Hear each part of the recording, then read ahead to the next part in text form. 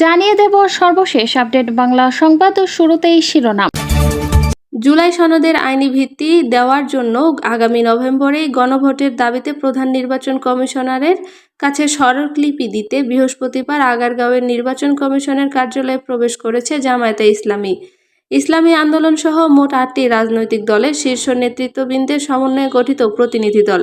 এই দলগুলোর নেতাকর্মীর বেলা 11টা থেকে নির্বাচন কমিশনের সামনে জড়ো হতে শুরু করে এবং সেখানে একটি সংক্ষিপ্ত সমাবেশ করে। সংক্ষিপ্ত সমাবেশে দলগুলোর নেতারা জানান, জুলাই সনদের আইনি ভিত্তি দিতে নভেম্বরে গণভোট না হলে অভ্যুত্থান বিনষ্ট হবার ক্ষেত্র তৈরি হবে। বেলা 12টায় দলগুলোর শীর্ষ নেতৃত্ববৃন্দের সমন্বয়ে গঠিত প্রতিনিধি দলটি একে একে স্মারকলিপি দিতে আলাদাভাবে কমিশনের কার্যালয়ে প্রবেশ করে।